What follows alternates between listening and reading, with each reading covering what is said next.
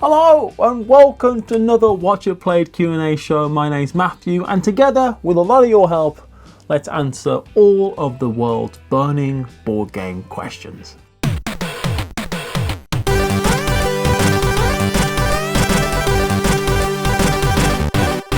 The first question this month is fun. It's, we all own some strange games. What are the weirdest games you own? Strange is subjective. I mean, I've normalized a lot of the weird parts of my life so that I think it's just fine. But, I mean, Classic to the outsider, I can see people looking at Classic and going, what the heck is... what? But for me, and for a lot of board gamers, we're just like, yeah, it's Classic. It's just Classic. Crokinole, to a normal person, looks bizarre. But to us, we're like, yeah, it's Crokinole. As though that's a normal word to use. It's a subjective list, but I do have a few games I think are quite strange. Mindbug is a card game where you are playing cards against your opponent in a classic kind of Magic the Gathering feeling kind of way. You play a card down and your opponent plays a card down and you do stuff.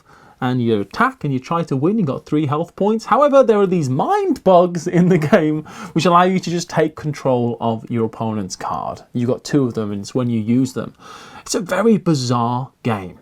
And I can see that as being a bit weird. I also own a game which is called Heck Mech. And there's lots of different versions of this. It's called Picomino in some places. It's a Reiner Knizia game, fantastic game, where you're rolling dice in a Yahtzee style to try and get these tiles, which are great. The only weird part about the whole game is that it, along with the entire chicken line of games from Zoc Verlag, are highly bizarrely themed. In Heck Mech, you are chickens trying to steal different worms from a barbecue, from grilled worms. You're trying. Are they grilled worms in that one? There is another one which is grilled worms. There's a lot in the series. It's highly bizarre thematically, really truly strange, but I love it. Other games that I think are quite weird that I own, Cat in the Box. I mean, it's a popular game. Lots of people have really been enjoying Cat in the Box, but it's a trick-taking card game where there's no suit. There's no suits in the game until you decide what the suit of the game is. That is strange, all right? Regardless of what you think, that's slightly weird. It's bizarre. Nightmare Chess is a weird game. It's chess, but all the cards do vastly strange things. I think there's lots of games that when we really truly look at them, we go, huh, arguably, this is strange. Not only what you're doing, but the theme that has been chosen. I love that there's weird games. I've got a game called Huel Doc, which is a card game, but the theme is just onions. That's the theme, onions. I love it. Weird, abstract, nonsense themes. They do make me happy. What are the weirdest games that you own? Let me know, because I'll probably buy them. The next question I have is, what board games would you recommend to video gamers? This is a quandary sometimes for people because a lot of people think of it as being one hobby, gaming. But it's so often the case that there's no crossover. I know a lot of people who just play video games and a lot of people who just play board games. The reason is that people do their hobbies for different reasons, thus going into the different avenues. But if you have a video gamer in your life or are a video gamer yourself, hello, welcome to Watch It Play. Here are a few games that I think you really could get into the board game hobby via the video game world. I've tried though to avoid, apart from with one very notable example, I've tried to avoid just the video game version of the board game. First one is Sniper Elite, the board game. Sniper Elite, the reason I mention it is a video game already. It's a board game implementation of a video game. It's a fantastic game. The reason I mention it is because I personally have had luck with that game in the past. I've had some friends who were into video games and I was like, do you want to try this game called Sniper Elite? And they loved it. They really, really liked it. Now, I think one of the main reasons I liked it, it's a hidden movement game where one person is the American sniper, the other people are playing the Germans, and you're trying to do your mission and the Germans are trying to catch the person doing their mission. I think one reason that they liked it so much was it just completely blew their mind with the expectations and possibilities of what board games even offered. It's like, I did not know board games could do this. And that, I think, was really exciting for them. And the next game I introduced those two people to specifically was Unmatched, which they have run away with. Quite literally, I no longer have my copy of Unmatched. It's at my friend's house. Unmatched is a skirmish game, and the thing that they loved about it was all the different characters, all the different possibilities. There's so many versions, so many different characters to play now, loads of opportunities to play characters that you love and care about. Maybe you love like one of the IPs like Marvel or Jurassic Park, and they loved it. And it's simple to understand, engaging, it's very beautiful, the minis are very lovely, and I think it's just, once you're up and running with Unmatched, you just have endless possibilities with the game. And yeah, Unmatched I think is a really solid choice. For people who love point and click style games, those kind of like mystery games, problem solving, deduction type of games, I think you could introduce people to the Exit series. Obviously there's the Exit series, the Unlock series, a bunch of those. I think people could really get into that because it does the same thing. You know, you're looking for the clues, you're trying to work out what's on this card, how to solve this puzzle, this riddle, this mystery. I think Exit games would be a really good option for video gamers. Of course, video gamers come in all shapes and sizes and manners and tastes, so I've tried to have lots of different choices, and that's why the next one is for those video gamers who love 3-in-a-row games, those matching style games where you're kind of like matching things and there's explosions going off. Well, I thought Potion Explosion, that's a great game for them. You know, if you have someone who loves Candy Crush or something like that, Potion Explosion is just a really good option, I feel like, for those types of gamers, because it satisfies a lot of those same feelings. It scratches the same itch, I feel like. The next one I've written down is Adrenaline. Now this is a game that I feel like went under the radar. It's a CGE game, and it's literally a first-person shooter game.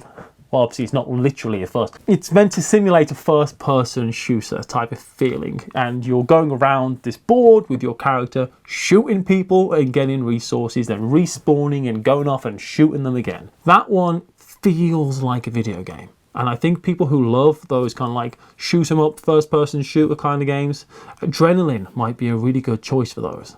For the Stardew Valley gamer in your life, or even the people who love those kind of like efficiency games like Satisfactory or something, I think Fields of Green might suit them really, really well. Fields of Green, another game that I think goes largely under the radar. It's one of my favourite games of all time. It's in my top 10. It's a game where you are building out your farm. It's the farm version of Among the Stars, but you're trying to put things into your farm, build it out, but you need things to be next to water, you need the ducks to be next to this, you want the dogs to be next to this, you want this type of grain to be next to this type of thing, and you're planning out building this very bucolic looking farm. I absolutely love the game, and I think that for people who love Stardew, get the Stardew Valley soundtrack going in the background while you're playing Fields of Green. I want to do that now. That sounds great. There's a big series of games where you are kind of going off in a team to fight a zombie horde. You know, the Left 4 Dead of the world, those type of games. And I think Zombicide, frankly, you've got the cooperative nature, you're getting the equipment, getting all this stuff, all the resources that you need, and tactically trying to fight off a zombie horde. How could those video gamers not enjoy some wholesome Zombicide action? Now, racing games are a huge genre, of course, and there's obviously going to be huge genres of video games that I'm missing out, but racing games was a difficult one for me to pick a game for. A lot of the racing games that I really love technically are bidding games, you know, so Downforce, for instance, Long Shot, they're technically like gambling games to a larger extent. But one game that is a race that doesn't feel like a race or look like a race, this might be a bit abstract, but I chose the Quest for El Dorado. I mean, it's a deck building game, but you are trying to race across the board, and I feel like that energy, that kind of excitement is replicated where you're trying to race across the board as quick as possible. I mean, obviously there are lots of racing games, and Heat is also a very good option, I think, for people who like racing games. But yeah, Quest for El Dorado, I think, makes a lot of sense. There's a whole mass of games that are these card games, essentially. I mean, Slay the Spire is a hugely popular video game, and now there's a board game version of it. The one that I chose actually is Aeon's End. Aeon's End is a classic deck builder in many ways, but you're also fighting big monsters, and I feel like for people who like those Slay the Spire games, Aeon's End really isn't much of a leap for them. And I think to understand the game, they're gonna catch on so quickly. They're gonna know exactly what's going on, getting new cards, upgrading their deck, getting more powerful so they can cause all these effects to kill the monsters. I think Aeon's End's a great one for the Slay the Spire video game out there. And for the war gamer out there, I've chosen Undaunted Normandy. Firstly, there's so many war games out there that cover so many different time periods. I appreciate that, and vice versa in the board game world. But Undaunted Normandy is just such a great, wonderful, fun game that I personally love a lot. Also, it's a huge jumping off point because there's so much content for that game now. But I think for the people who love the strategic thought behind a war game that's personable, because it comes down to a unit by unit basis, right? It comes down to the person on the card is who's fighting. I think those people might really enjoy Undaunted. What board games have worked for you in the past? What have you introduced to video gamers to try and not convert them, but just broaden their horizons? Let me know below. And the final question is, are we in the golden age of board games? This is a tough one because we don't know, do we? It certainly feels like we are, but perhaps not. I feel like it's a mixed bag as far as the golden age of board games.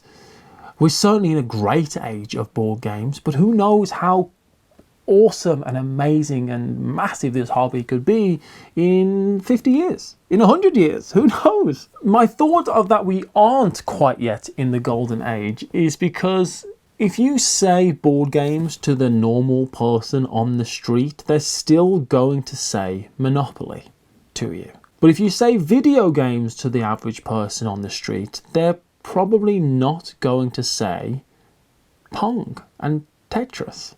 And that to me suggests that board games has a long way to go still. The golden age doesn't mean ubiquitous popularity amongst everybody. I appreciate that. The golden age of a very small thing can still remain a very small thing, but I still think there's so much room for growth in the hobby. The problem with saying the golden age is that it also kind of leans on the idea of the bubble bursting. And I don't think the bubble is gonna burst anytime soon, or possibly ever. It's not really how these things tend to work, I feel like. I think we have ebbs and we have flows. We have high tide and low tide, but I don't think we have the bubble bursting and all of a sudden no one's going to play board games. I don't see that happening. It's like saying all of a sudden no one's ever going to want to go on a hike anymore. It's just not going to happen. But what makes you think we aren't quite in the golden age of board games? And don't get me wrong, we are in an abundant, amazing era of games. That makes me so excited. Is that the world is getting, I know it makes you sound like an old man, but the world is getting more and more digital all the time. And I think that board games offer an antidote to that. A step away, a moment of peace away from technology. That, like it or not, humans are hardwired, mind the pun, to not be able to take all the time. We need to be able to step back into nature. That can mean doing something physical, tactile, real. And that's not to belittle anyone else's hobby, anything else, the world in general. I just think board games, like book reading, isn't going to go away anytime soon. Because it really is a safe haven away from the technological age. And obviously we all board game in different ways, we all game in different ways, but the primary way that most people game is as a communal, in-person hobby. And I don't think that our desire to have communal, in-person time with our fellow human is going to go away. So I think while the golden age of board games may never arrive, I think we are a long way from the zenith of this hobby. I really do. But what do you think? Let me know in the comments below any of your own answers to any of my questions, any rebuttals that you think, Matthew, why are you like this? Let me know. And also, if you have any questions that you want asked in an upcoming episode, let me know as well, and we can all answer those together in the comments below. And until next time, I'll see you. Thanks for watching, everyone. Bye.